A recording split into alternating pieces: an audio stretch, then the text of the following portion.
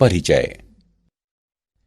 बच्चों, आप सभी जानते हैं कि संचलन सभी जीवों की एक महत्वपूर्ण विशेषता है। जंतु एक से दूसरे स्थान पर जा सकते हैं। जब कोई जीव एक स्थान से अन्य स्थान पर जा सकता है तो ये गमन कहलाता है। जब शरीर का केवल एक भाग गति करता है तो ये संचलन कहलाता है। संचलन शरीर के अंदर भी होता है। उदाहरण के लिए हमारा हृदय सदैव धड़कता रहता है। तो आओ इस मॉड्यूल में हम गमन और संचलन के बारे में विस्तार से जानें।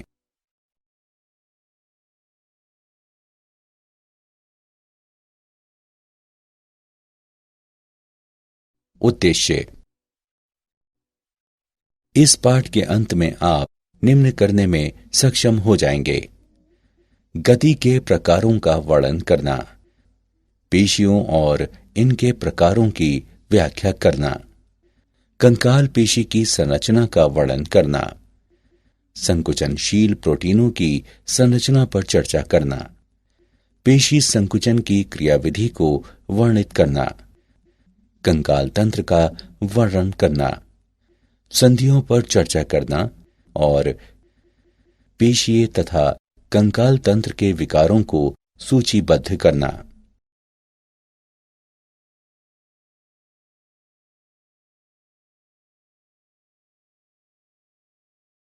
गति के प्रकार। वह गति जिसमें अवस्थिति या स्थान परिवर्तन हो जाता है गमन कहलाती है। मानव शरीर की कोशिकाओं में 3 प्रकार की गतियां होती हैं: अमीबीय, पक्षमाभी तथा पेशीय। अमीबीय संचलन। अमीबीय गति होने पर कोशिकाएं अनेक जीवद्रव्यी प्रक्षेपण या कुकुटपाद कोशिका के आगे की ओर प्रेषित करती हैं। पक्षमाभ संचलन। पक्षमाभ गति उन अंगों में होती है जो पक्षमाभ उपभित्ति से आस्तारित होते हैं। उदाहरण के लिए श्वास नली में पक्षमाभों की समन्वित गति से धूल कण युक्त श्लेष्मा को फेफड़ों से दूर हटाने में सहायता मिलती है। पेशीय संचलन। पेशीय गति मानव शरीर में एक अत्यंत महत्वपूर्ण प्रकार की गति है, जैसे कि जीवा की गति इत्यादि। पेशियों की संकुचनशीलता हमें गमन और अन्य प्रकार की गतियां करने में समर्थ बनाती है।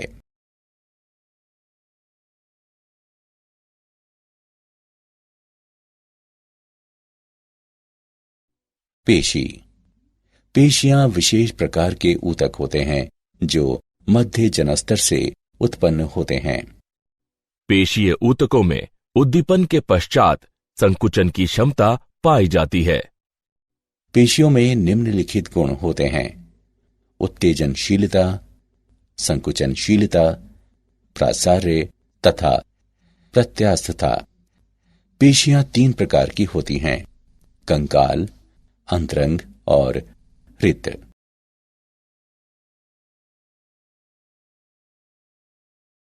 पेशियों के प्रकार। कंकाल पेशियां रेखित पेशियां होती हैं जो कंकाल से जुड़ी रहती हैं। ये हमारे शरीर का 50% भार निर्मित करती हैं और ये चलन क्रिया तथा कंकाल को सपोर्ट करने में मदद करती हैं। ये तंत्रिका तंत्र के ऐच्छिक नियंत्रण में कार्य करती हैं, इसलिए ये ऐच्छिक पेशियां भी कहलाती हैं। अंतरंग पेशियां ऐसी पेशियां होती हैं जो हमारी रुधिर वाहिनियों में तथा शरीर के आंतरिक अंगों में स्थित होती हैं। अंतरंग पेशी कोशिकाओं पर धारियां नहीं होती और इसलिए ये चिकनी पेशियां भी कहलाती हैं। ये तंत्रिका तंत्र के ऐच्छिक नियंत्रण में नहीं होती और इसलिए ये अनैच्छिक पेशियां भी कहलाती हैं। हृदय पेशियां हृदय की पेशियां होती हैं। हृदय पेशी कोशिकाएं प्रायः विशाखित होती हैं।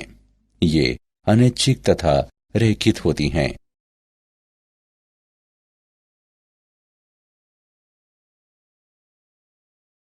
कंकाल पेशियों की संरचना। पेशी अनेक पेशी तंतुओं से बनी होती है जिन्हें पूलिकाएं कहते हैं, जो परिकोशिका कहलाने वाली एक संयोजी ऊतक परत द्वारा एक दूसरे से पृथक होते हैं। अंतःपेशिका संयोजी ऊतक होता है जो पेशी तंतुओं को एक दूसरे से पृथक करता है। सार्कोलेमा कोशिका भित्ति के तंतु होते हैं जो अंतःपेशिका के नीचे होता है तथा पेशी द्रव्य सार्कोलेमा के नीचे स्थित होता है। प्रत्येक पेशी तंतु में बेलनाकार पेशी तंतुक होते हैं। प्रत्येक पेशी तंतु में सैकड़ों से लेकर हजारों तक की संख्या में पेशी तंतुक होते हैं। ये एक्टिन तथा मायोसिन के बंडल होते हैं और पेशी संकुचन में महत्वपूर्ण भूमिका निभाते हैं। प्रत्येक पेशी तंतुक पर एकांतर क्रम से हल्की और गहरी रंग की पट्टियां होती हैं। हल्की पट्टी में एक्टिन होता है जिसे आई बैंड कहते हैं, जबकि गहरी पट्टी में मायोसिन होता है जिसे ए या विषम दैशिक बैंड कहते हैं। एक्टिन तंतु मायोसिन तंतुओं की तुलना में पतले होते हैं, अतः एक्टिन तंतु पतले तंतु जबकि मायोसिन तंतु मोटे तंतु भी कहलाते हैं। पेशी तंतुक अनेक सार्कोमियर इकाइयों से बने होते हैं जो सिरों पर जुड़ी रहती हैं। जेड रेखाएं कहलाने वाली अभिलंबवत प्रोटीन प्लेटें प्रत्येक सार्कोमियर की पार्श्व सीमाएं बनाती हैं। प्रत्येक सार्कोमियर का मध्य क्षेत्र एच जोन कहलाता है जिसमें केवल मायोसिन होता है।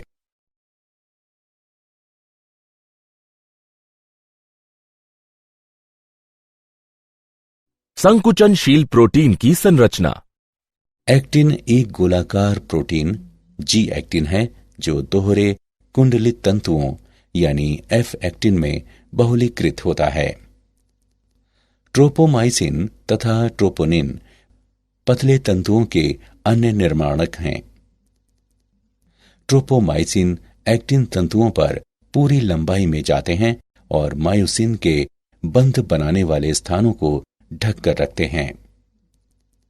एक मायोसिन तंतु असंख्य एकल की प्रोटीनों से बना होता है जो मेरोमायोसिन कहलाते हैं।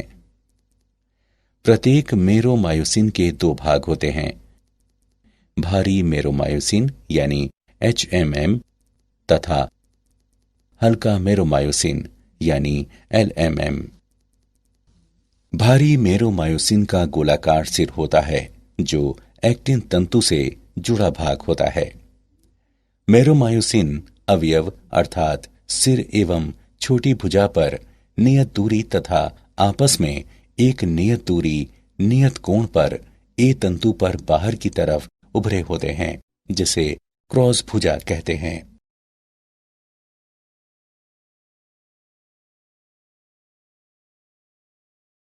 पेशी संकुचन की क्रियाविधि।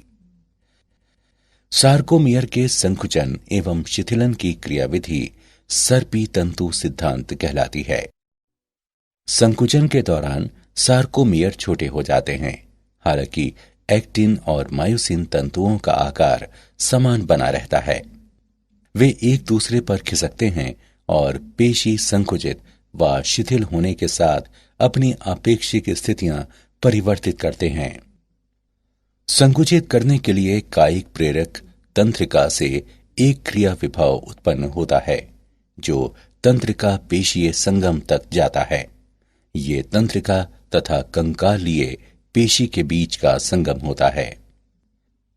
तंत्रिकाक्ष अंत के विध्रुवण के कारण ये तंत्रिका संचारक एसिटिल कोलिन को तंत्रिका तथा पेशी के बीच अंतर्ग्रंथि विदर में मुक्त करता है। पेशी तंतु तंत्रिका संचारी द्वारा प्रेरित किए जाने के कारण अपना क्रिया विभव उत्पन्न करता है। ये विद्युत संकेत पेशी तंतु की जीव द्रव्य कला से गुजरता है और ये जीव द्रव्य कला की नलिकाकार अंतर्वलनों से भी गुजरता है जो टी नलिकाएं कहलाती हैं। सार्कोप्लाज्मिक जालिका एक कोशिकांग होता है जिसमें झिल्लिका सदृश नेटवर्क होता है। सार्कोप्लाज्मिक जालिका में कैल्शियम आयन संचित होते हैं और तब उन्हें शेष कोशिका द्रव्य से पृथक कर देते हैं। क्रिया विभव के टी नलिकाओं से गुजरने के साथ सार्कोप्लाज्मिक जालिका कोशिका विलय में कैल्शियम मुक्त करती है। कैल्शियम आयन सार्कोमियर के कोशिका द्रव्य में विसरित हो जाते हैं। सार्कोमियर में एक्टिन तंतु मनकों के दो परस्पर गुंथी धागेनुमा संरचनाएं होती हैं। मायोसिन तंतु एक्टिन से मोटे होते हैं और इनके सिरों पर घुड़ी जैसे सिर होते हैं। ट्रोपोनिन तथा ट्रोपोमायोसिन एक्टिन तंतुओं पर रहते हैं, जबकि मायोसिन के सिरे एडीपी के अणुओं और अकार्बनिक फॉस्फेट से बंधे होते हैं। सार्कोप्लाज्मिक जालिका द्वारा कैल्शियम मुक्त किए जाने पर कैल्शियम आयन ट्रोपोनिन के अणुओं से बंध जाते हैं। बंध जाने के बाद ट्रोपोनिन अपनी स्थिति में वापस आते हैं और ट्रोपोमायोसिन अणुओं को खींचते हैं। जब ट्रोपोमायोसिन गति करता है तो एक्टिन तंतु की प्रत्येक एक्टिन उपिकाई पर मायोसिन आबंधन स्थल खुल जाते हैं। जब मायोसिन सिरा एक्टिन से जुड़ता है तो क्रॉस सेतु बनाता है। आबंधन के पश्चात पीआई और एडीपी के अणु निर्मोचित हो जाते हैं। मुक्त अणु मायोसिन के सिरों को धुराग्र के लिए सक्रिय करते हैं। एक दूसरे पर सरकने के लिए एक्टिन और मायोसिन तंतुओं पर दबाव डालते हैं। यह संचलन पेशी संकुचन के पावर स्ट्रोक को निरूपित करता है। अतिरिक्त पावर स्ट्रोक के लिए मायोसिन पहले एटीपी से जुड़ती है। जब एटीपी मायोसिन के शीर्ष से जुड़ती है तो शीर्ष एक्टिन तंतु को मुक्त कर देते हैं। एटीपी तुरंत एडीपी और पीआई में जल अपघटित हो जाती है। जल अपघटन द्वारा मुक्त ऊर्जा अगले चक्र के लिए मायोसिन शीर्ष को तैयार करती है। जैसे ही क्रिया विभव घटता है, कैल्शियम का स्तर नीचे गिर जाता है और ट्रोपोमायोसिन पुनः मायोसिन बंधन स्थलों को छिपा देता है। एक्टिन और मायोसिन तंतु पीछे सरक कर पुनः अपनी मूल स्थिति में आ जाते हैं। पेशी तंतु के सार्कोमियर मोटर न्यूरॉन से मिलने वाले प्रत्येक संकेत के साथ संकुचित और शिथिल होते हैं।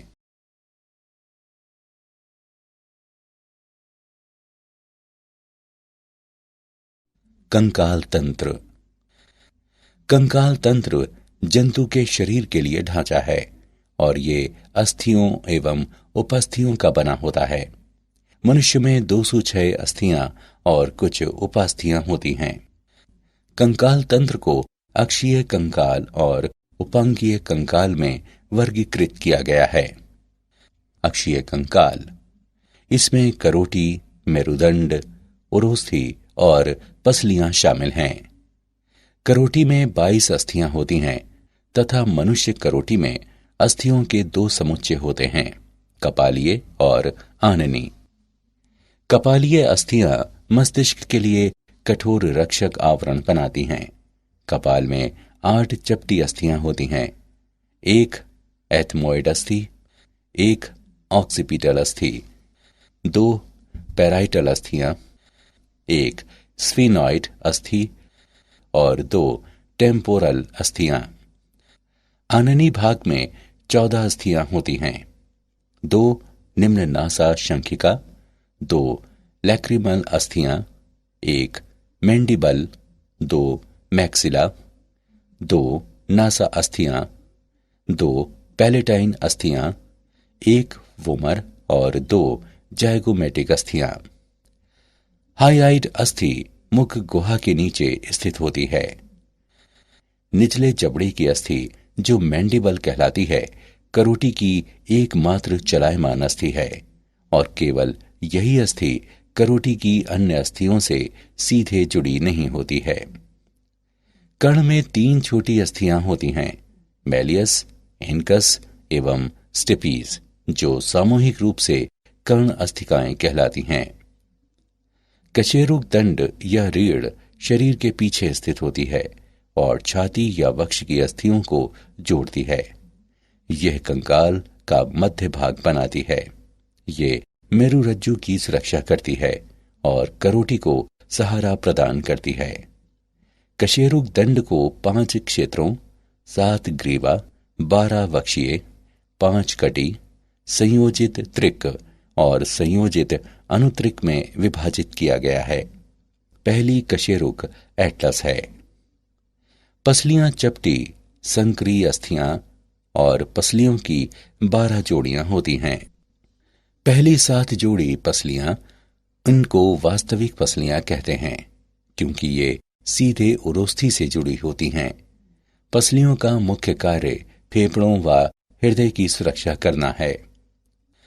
पसलियों की 8वीं, 9वीं और 10वीं जोड़ियां कचाव उपास्थि की सहायता से 7वीं पसली से जुड़ी होती हैं। ये कूट पसलियां कहलाती हैं।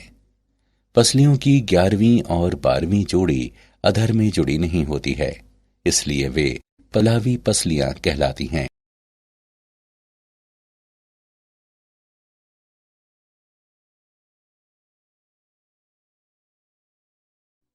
उपांगीय कंकाल।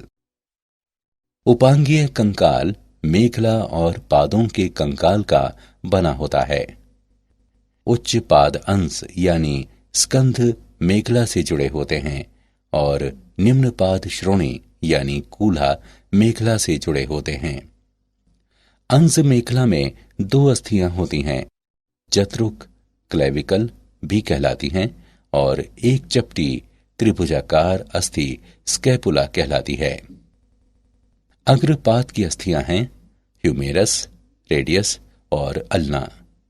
काप्रल्स यानी 8 अस्थियां, मेटाकाप्रल्स यानी 5 अस्थियां और फेलेंजेज यानी 14 अस्थियां। श्रोणी मेखला में 2 बड़ी श्रोणी अस्थियां होती हैं जो कॉक्सल अस्थियां कहलाती हैं। प्रत्येक श्रोणी अस्थि 3 अस्थियों के संलयन से बनी होती है, इलियम, इस्चियम और प्यूबिस। इन तीनों में इलियम सबसे बड़ी होती है और श्रोणी अस्थि का ऊपरी भाग बनाती है। पश्चपाद की अस्थियां फीमर सबसे बड़ी अस्थि, टिबिया और फिबुला, टॉर्सल यानी 7 अस्थियां, मेटाटार्सल 5 अस्थियां और फेलेंजेज 14 अस्थियां हैं।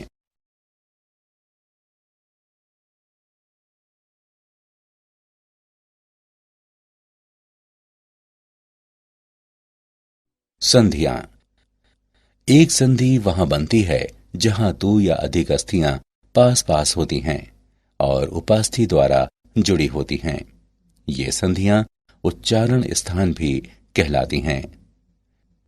संधियों का वर्गीकरण। रेशीय संधि, उपास्थि युक्त संधि और साइनोवियल संधि। रेशीय संधि, ये संधियां अस्थियों को जोड़ती हैं और किसी प्रकार की गति नहीं होने देती। रेशीय संधि दांतों को गर्तिकाओं में स्थित रखती हैं और ये करोटी में भी पाई जाती हैं। उपास्थि युक्त संधि, उपास्थि अस्थियों के बीच रिक्त स्थान को भरता है, इसलिए केवल सीमित गति होने देती हैं। ये संधियां पसलियों में पाई जाती हैं। साइनोवियल संधि, इस संधि में निकटवर्ती अस्थियां एक गुहा द्वारा पृथक होती हैं।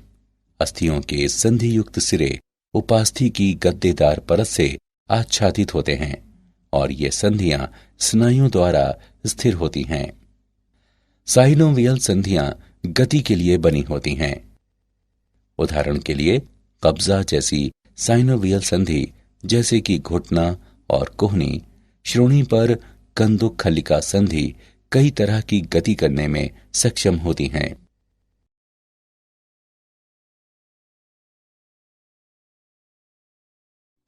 पेशीय तथा कंकाल तंत्र के विकार। माइस्थेनिया ग्रेविस, ये एक स्वप्रतिरक्षा विकार है जिससे पेशियां कमजोर हो जाती हैं। पेशीय दुष्पोषण, ये आनुवंशिक रोगों का समूह है जिसके कारण पेशी तंतु क्षतिग्रस्त होने की संभावना रहती है। अपतानिका, ये असामान्य दशा है जिसमें गलत कैल्शियम उपापचय के कारण पेशियों में दर्दनाक ऐंठन होती है। संधि शोथ, ये शोथ दशा में जो संधियों को प्रभावित करती है।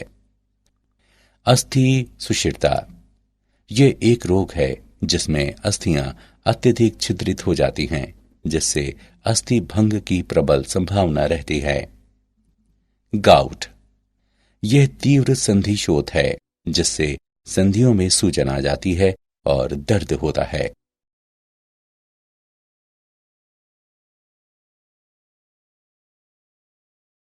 क्या आप जानते हैं ऑस्टियोकैल्सियन प्रोटीन हमारी अस्थियों की मजबूती में एक महत्वपूर्ण भूमिका निभाती है। लाल रुधिर कोशिकाओं का निर्माण अस्थियों के भीतर अस्थि मज्जा में होता है। अस्थियों में 50% जल और 50% ठोस पदार्थ होता है।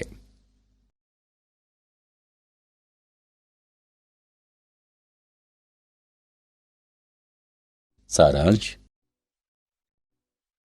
आइए हमने जो कुछ सीखा है उसे संक्षेप में दोहराएं।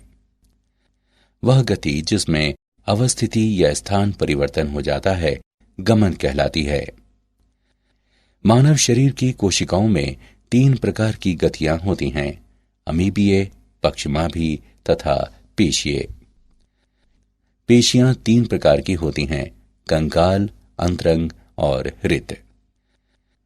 पेशी तंतु में पेशी तंतुक कहलाने वाले बेलनाकार अंगक होते हैं। ये एक्टिन तथा मायोसिन के बंडल होते हैं और पेशी संकुचन में महत्वपूर्ण भूमिका निभाते हैं।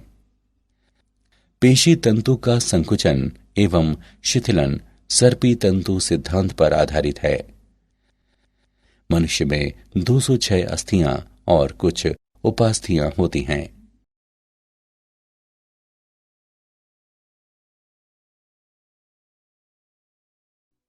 कंकाल तंत्र को अक्षीय कंकाल और उपांगीय कंकाल में वर्गीकृत किया गया है। अक्षीय कंकाल में करोटी, मेरुदंड, उरोस्थि और पसलियां शामिल हैं। उपांगीय कंकाल मेखला और पादों के कंकाल का बना होता है। संधियों को रेशीय संधि, उपास्थि युक्त संधि और साइनोवियल संधि के रूप में वर्गीकृत किया जा सकता है। माइस्थेनिया ग्रेविस पेशीय दुष्पोषण, अपतानिका, संधि शोथ, अस्थि सुषिरता और गाउट पेशी एवं कंकाल तंत्र के विकार हैं।